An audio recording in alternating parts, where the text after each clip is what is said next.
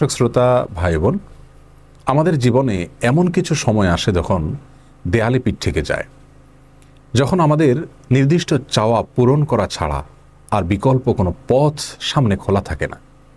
এ ধরনের পরিস্থিতিতে আল্লাহ রাব্বুল আলামিনের কাছে আমাদের মনের একান্ত কামনা বাসনাগুলোকে পূরণ করবার জন্য একটি বিশেষ পথ বাতলেছেন আমাদেরকে প্রিয় নবী সাল্লাল্লাহু আলাইহি ওয়াসাল্লাম, আর সেটি হলো ইসমে আযম। ইসমে আযম মানে হলো মহান নাম। আল্লাহ রাব্বুল আলামিনের এই ইসমে আযম তথা মহান নামের মাধ্যমে কোনো কিছু চাওয়া হলে তিনি সেটা পূরণ করেন। এই নামের মাধ্যমে আল্লাহকে ডাকা হলে তিনি সেটাকে সাড়া দেন। এ মর্মে নবী আলাইহিস সালামের অনেকগুলো হাদিস রয়েছে।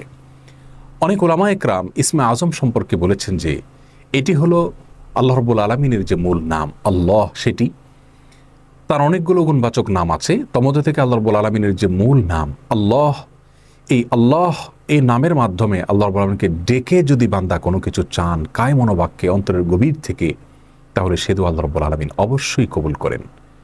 এজন্য কোনো কিছু আল্লাহ রাব্বুল আলামিনের কাছে চাওয়ার আগে যদি আল্লাহ বলে ডেকে ভালোবাসা থেকে, আস্থা থেকে, ভরসা থেকে, কায় মনোবাক্যে দীনতাহীনতার সাথে আল্লাহকে ডেকে যদি কেউ দোয়া করেন, তাহলে সে দোয়া আল্লাহ রাব্বুল আলামিন ফিরিয়ে দেন না। ইসমে আযম সম্পর্কে আরও নির্দিষ্ট করে আমরা নবী আলাইহিস সালামের যে হাদিসটি দেখতে পাই, সেটি তিরমিজিতে বর্ণিত হয়েছে, আরও বিভিন্ন হাদিসের কিতাবে বর্ণিত হয়েছে। সে হাদিস সম্পর্কে বিশ্ববিখ্যাত হাদিসবিদ হাফিজ ইবনে হাজার আল আসকালানী রাহিমাহুল্লাহ ফাথুল বারীতে লিখেছেন যে ইসমে আযম সম্পর্কে সবচেয়ে বিশুদ্ধতম হাদিস হলো এটি। আর সেটি হলো এই যে বুরায়দা রাদিয়াল্লাহু আনহু বর্ণনা করেছেন, এক ব্যক্তি নামাজের মধ্যে একবার কিছু বাক্য বলে উঠলেন। নবী সাল্লাল্লাহু আলাইহি সাল্লাম তার কথাগুলো শুনলেন। তিনি বলে উঠলেন, আল্লাহুম্মা ইন্নী আসআলুকা বিআন্নী আশহাদু আন্নাকা আনতাল্লাহ লা ইলাহা ইল্লা আনত আল আহাদুস সামাদ আল্লাযী লাম ইয়ালিদ ওয়া লাম ইউলাদ ওয়া লাম ইয়াকুল লাহু কুফুয়ান আহাদ।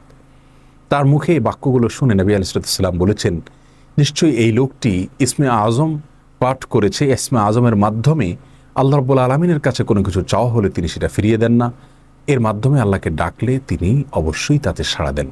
এই হাদিসের ভিত্তিতে অনেক মুহাদ্দিসিন ইকরাম বলেছেন এটি হলো সেই দোয়া যেটাকে ইসমে আযম বলা হয়, যার মাধ্যমে এটি পাঠ করার পর আল্লাহর কাছে কোনো কিছু পেশ করলে সেটাকে অবশ্যই আল্লাহ তাআলা পূরণ করেন। মনের যে কোনো ভালো আশা আল্লাহ তাআলা পূরণ করে থাকেন। দোয়াটি আবারও বলছি, আল্লাহুম্মা ইন্নী আসআলুকা বিআন্নী আশহাদু আন্নাকা আনতাল্লাহ লা ইলাহা ইল্লা আনত আল আহাদুস সামাদ আল্লাযী লাম ইয়ালিদ ওয়া লাম ইউলাদ ওয়া লাম ইয়াকুল লাহু কুফুয়ান আহাদ। যার অর্থ হলো, হে আল্লাহ, আমি আপনার কাছে প্রার্থনা করছি এই মর্মে যে, এই জন্য যে, এই ভিত্তিতে যে আমি সাক্ষ্য দেই আপনি আল্লাহ, আপনি ছাড়া সত্যিকারের কোনো মাবুদ নেই, আপনি কারোর মুখাপেক্ষী নন, আপনি একক, এবং আপনি কাউকে জন্ম দেননি, আপনাকেও কেউ জন্ম দেয়নি, এবং আপনার সমকক্ষ আর কেউ হতে পারে না।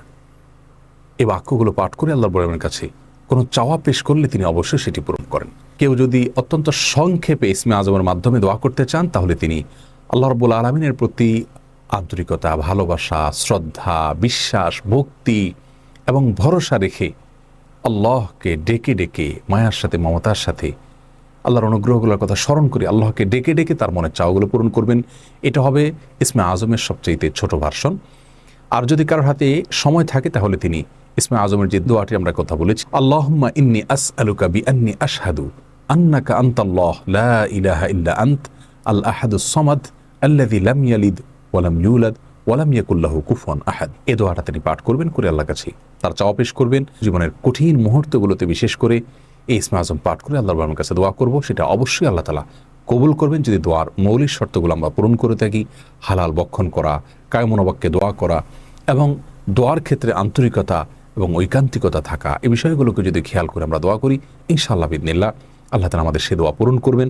কোনো কারণে সে দোয়া যদি পূরণ হতে আমরা না দেখি, তাহলে সন্দেহাতীতভাবে আমাদের বিশ্বাস রাখতে হবে এটা পূরণ এই মুহূর্তে না হওয়ার মাঝে আমাদের জন্য কল্যাণ নিহিত আছে। আল্লাহ তাআলা এর বিনিময়ে আমাদেরকে আখিরাতে দিবেন। এছাড়াও দোয়া ইউনুসের মাধ্যমে লা ইলাহা ইল্লা আনতা সুবহানাকা ইন্নী কুনতু মিনাজ জালিমিন, এটা পাঠ করেও যদি কেউ দোয়া করেন, তার মাধ্যমে আল্লাহর বর্ণনা দোয়া কবুল করেন। এবং হাদিস বর্ণিত হয়েছে আল্লাহ তাআলা আমাদের সবাইকে ইসমে আযমের মাধ্যমে আল্লাহর কাছে জীবনের কঠিন মুহূর্তগুলোতে দোয়া পেশ করার তৌফিক দান করুন। আসসালামু আলাইকুম ওয়া রাহমাতুল্লাহি ওয়া বারাকাতুহু।